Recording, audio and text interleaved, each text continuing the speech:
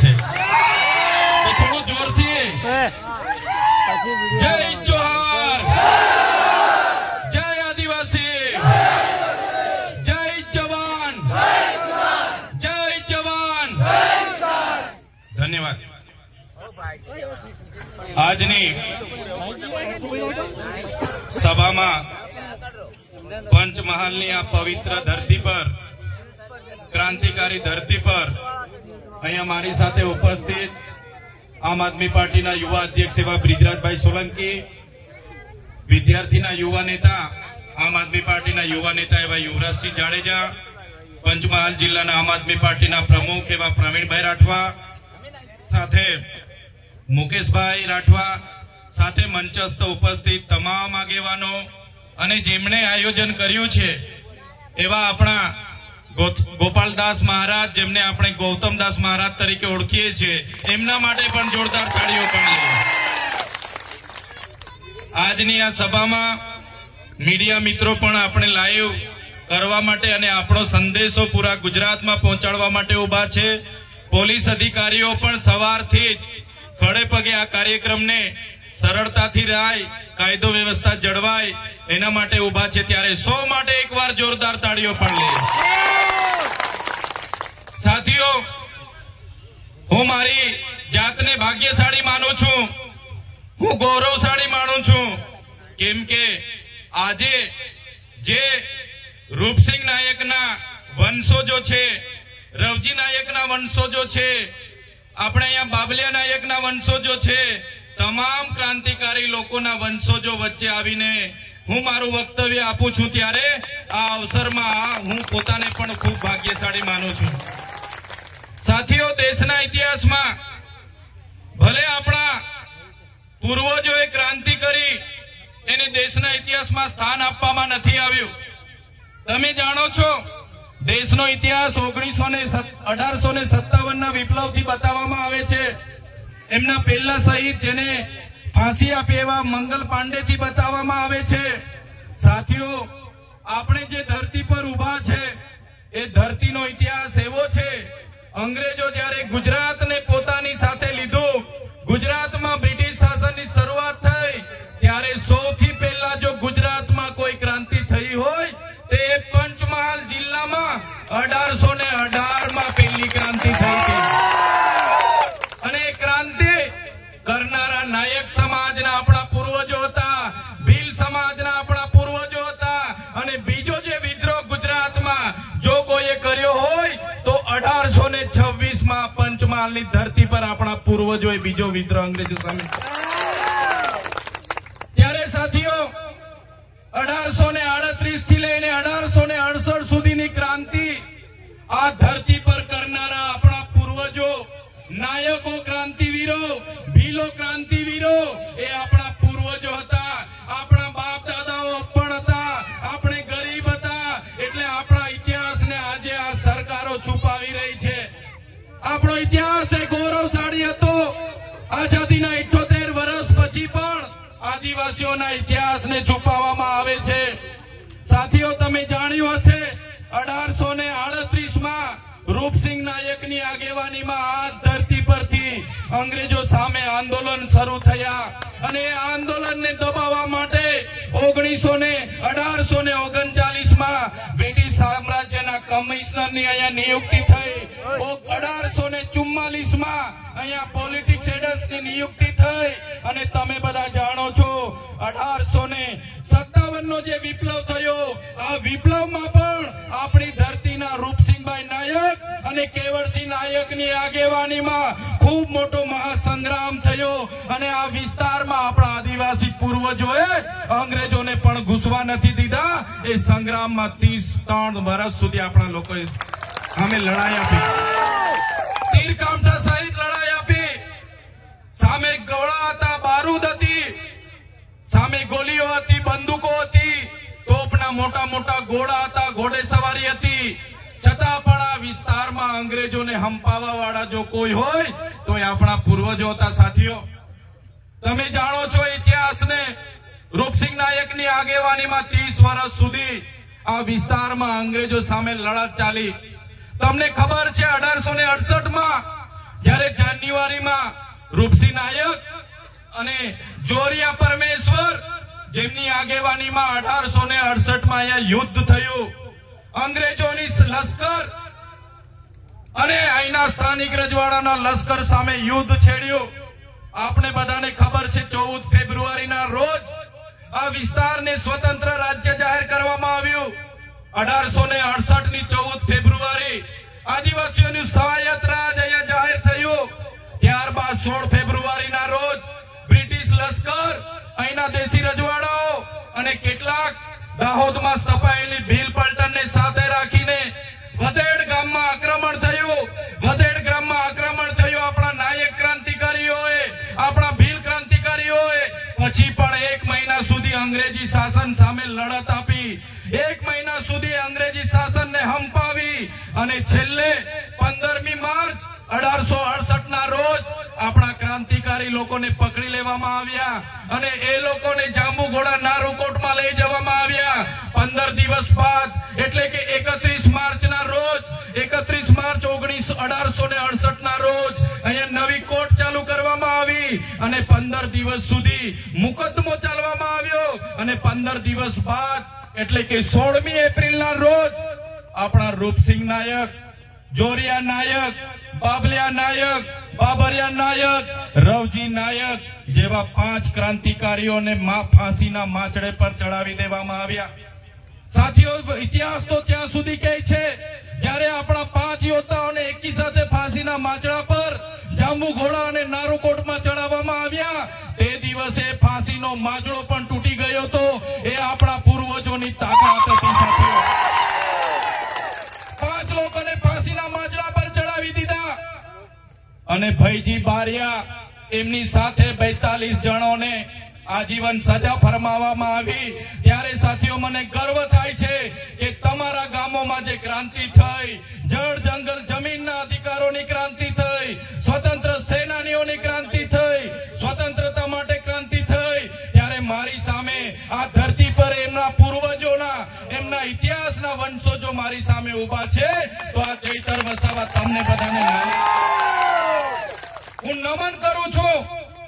ત્યારે સાથીઓ, આજે તમે જોયું હશે આ જંગલ ખાતાવાળા આપણા વિસ્તારોમાં આવે છે અને આપણને કહે છે કે ભાઈ આ જંગલ ખાલી કરો, આ જંગલ ખાતાની જમીન છે.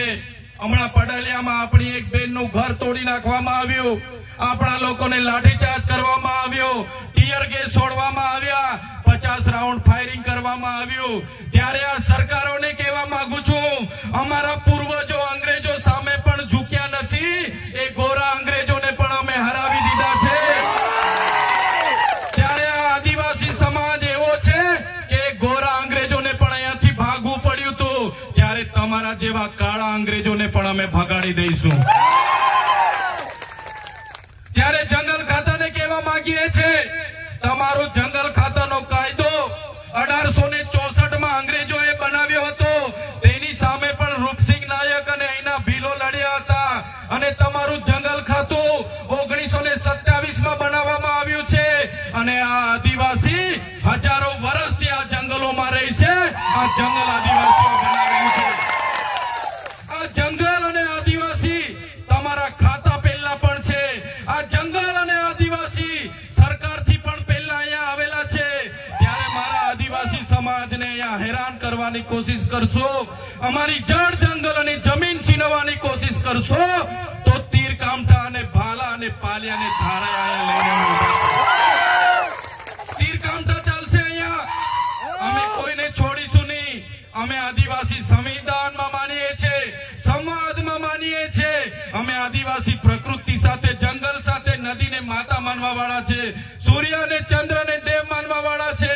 અને અમારા જ આદિવાસીઓને તમે અમારી પ્રકૃતિ, અમારી સંસ્કૃતિ, અમારા સમાજ, અમારા ગામ, અમારા જંગલથી છીનભીન કરવાની વાત કરશો, અમારી જમીનો છીનવવાની વાત કરશો તો આવનારા દિવસોમાં આ વિસ્તારમાં પણ અમે આર પારની લડાઈ કરવા માટે તૈયાર છીએ. ત્યારે સાથીઓ, જોઈ લો તમે, એ જ પ્રકારનો આપણો બિરસા મુંડા ભગવાનનો ઇતિહાસ છે. રૂપસિંહ નાયકની જેમ આપણા ગુરુ ગોવિંદજીનો ઇતિહાસ છે. એ જ પ્રકારે આપણે ખાજ્યા નાયક, એ જ પ્રકારે ટાટિયા મામા ભીલ આપણા અંગ્રેજો સામે લડ્યા. દેશને જ્યારે આઝાદી મળી, આપણને હતું કે લોકશાહીમાં આપણને બધાને સમાનતામાં લાવશે, આપણો વિકાસ થશે, આપણી જમીનોને સિંચાઈનું પાણી મળશે, આપણા બાળકોને શિક્ષણ મળશે, આપણા યુવાનોને રોજગારી મળશે. પણ આજે આ સરકારો એમના ઉદ્યોગપતિઓના લીધે આપણી જમીનો છીનવી રહી છે. ત્યારે મારા આદિવાસી ભાઈઓ, મારા એસટી સમાજના ભાઈઓ, મારા ઓબીસી વર્ગના ભાઈઓ, આજે આપણી જે પ્રકારે આબાદી છે એ પ્રકારે આપણી હિસ્સેદારી નથી. ત્યારે આવનારા દિવસોમાં આ સામંતશાહી લોકો માટે, આ સામંતશાહી લોકોમાં હક અને અધિકાર લડવા માટે આપણે બધાએ આવનારા દિવસોમાં રાજનીતિમાં આવવું પડશે. રાજનીતિમાં ક્યાં સુધી આપણે અન્યાય વેઠીશું? આઝાદીના 78 વર્ષ થયા. સરકાર એક બાજુ અમૃત મહોત્સવ કાઢે છે, વિકાસ પર્વની ઉજવણી થાય છે, વિકાસ મહોત્સવો ચાલે છે. આ ઉત્સવોમાં કરોડો ને અબજો રૂપિયાના એમના તાઇફાઓ થાય છે. આજે અમારા બાળકો માટે શિક્ષણ નથી. આજે અમારા બાળકો સિકલ સેલથી પીડાય છે, કુપોષણથી પીડાય છે. આજે પીવાના પાણી માટે અમારી બહેનોને વલખા મારવા પડે છે. અહીંયા રોડ માટે આંદોલનો થાય છે, આ વિસ્તારની જમીનોના સિંચાઈના પાણી માટે આંદોલનો થાય છે. ત્યારે સાથીઓ, આ સરકાર એમનું મંત્રીમંડળ બદલે છે, પણ જો આપણે આપણા લોકોના વિકાસ કરવો હશે, આપણા લોકોનું ઉત્થાન કરવું હશે, તો આપણે મંત્રીમંડળ નહીં, આપણે આ સરકારને બદલી નાખવી પડશે. આજે આ સરકાર નામો બદલવામાં માહિર છે, સારા સારા નામો ગોતી લાવે છે. શરૂઆતમાં લોકોએ કીધું કે જ્ઞાન સહાય અમે મૂકીશું. જ્ઞાન સહાય એટલે કોણ? 11 મહિનાનો કરાર પર કર્મચારી. અગ્નિવીર મૂકીશું. અગ્નિવીર એટલે કોણ? બોર્ડર પર 4 વર્ષની નોકરી કરનારો આપણો યુવાન. એ જ પ્રકારે એક પેડ માં કે નામ, આપણને એક પેડ માં કે નામ કરાવીને વૃક્ષો રોપાવે અને આખાને આખા જંગલો એમના અદાણીને અંબાણીને આપે. ત્યારે આપણને રોજગારીની વાત કરી, અને આજે આપણે રોજગાર માંગીએ ત્યારે આત્મનિર્ભર ભારતની વાત કરે. ત્યારે સાથીઓ, હવે જાગી જવાની જરૂર છે. 2014માં જયારે લોકસભાની ચૂંટણી હતી, અબ કી બાર મોદી સરકારના નારા સાથે લોકો આપણી વચ્ચે આવ્યા. આપણને કીધું કે આતંકવાદ ખતમ થઈ જશે, આપણને કીધું ભ્રષ્ટાચાર ખતમ થઈ જશે, ખેડૂતોની આવક ડબલ થઈ જશે, બધાને ન્યાય મળી જશે, બધાના ખાતામાં 15-15 લાખ રૂપિયા આવશે. આમ કરીને અબ કી બાર મોદી સરકાર બની ગઈ. બાદમાં 2019માં પાછા આવ્યા. એમણે કીધું फिर से एक बार मोदी सरकार, फिर से एक बार मोदी सरकार, फिर से एक बार मोदी सरकार. ત્યારે આપણને હતું કે ફરી એકવાર મોદી સરકાર લઈને આવીએ આપણે, આપણો બધાનો ઉદ્ધાર થશે, 2 કરોડ રોજગારી મળશે, 15 લાખ રૂપિયા આપણા ખાતામાં આવશે, અને એ ફિર સે એક બાર મોદી સરકાર બની ગઈ. સાથીઓ, આપણે ફરી 2024માં એ લોકો આપણી વચ્ચે આવ્યા. અબ કી બાર 400 પાર, અબ કી બાર 400 પાર, અબ કી બાર 400 પાર. અને અબ કી બાર 400 પાર થઈને ત્રીજી વાર પણ મોદી સરકાર આવી. શું તમને લાગે છે આતંકવાદ ખતમ થઈ ગયો? શું લાગે છે આતંકવાદ ખતમ થઈ ગયો? શું ભ્રષ્ટાચાર ખતમ થઈ ગયો? પાકિસ્તાનના ઘરમાં ઘૂસીને આતંકવાદીઓને મારી નાખ્યા, ચીનના લોકોને લાલ આંખ બતાવી, તમારા ખાતામાં 15 લાખ આવી ગયા. બસ આ છૂટા વાયદાઓ, ખોખલા વાયદાઓ કરીને રાજ સત્તામાં આવેલી આ સરકાર હવે આપણને કહે છે કે 2047માં વિકસિત ભારત બતાવીશું. 2047માં વિકસિત ભારત બનાવવાની આજેથી વાત કરે છે. 2047માં તમે પણ હશો કે નહીં હશો, અમે પણ હશો કે નહીં હશો, પણ 2047ની અમે રાહ નથી જોવાના. 2027માં તમારી સરકાર બદલી જવાની. આ નામો બદલવામાં માહિર આ ભાજપની સરકાર મનરેગા યોજનાનું આખું નામ બદલી નાખ્યું. ત્યારે આ ભાજપની સરકારને કહેવા માંગુ છું, મનરેગા યોજનાનું નામ બદલવાથી તમારા કૌભાંડો દબાઈ નથી જવાના, તમારા પાપ ઢંકાઈ નથી જવાના. તમે મનરેગાનું નામ બદલો કે મનરેગાનું કંઈ પણ કરો, પણ તમારા નેતાઓએ કરેલા કૌભાંડ અમે ક્યારે ભૂલવાના નથી. એનો જવાબ આ તાલુકા જિલ્લામાં અમે આપવાના છે. ત્યારે મનરેગામાં કૌભાંડ થયા, નલ સે જલમાં કૌભાંડ થયા, જાતિના દાખલાઓમાં કૌભાંડ થયા, 73 ડબલ એની જમીનોમાં કૌભાંડ થયા, ત્યારે આ કૌભાંડોનો બદલો હવે તાલુકા જિલ્લામાં લેવાનો છે. સાથીઓ, તાલુકા જિલ્લા પંચાયતની ચૂંટણી આવે છે.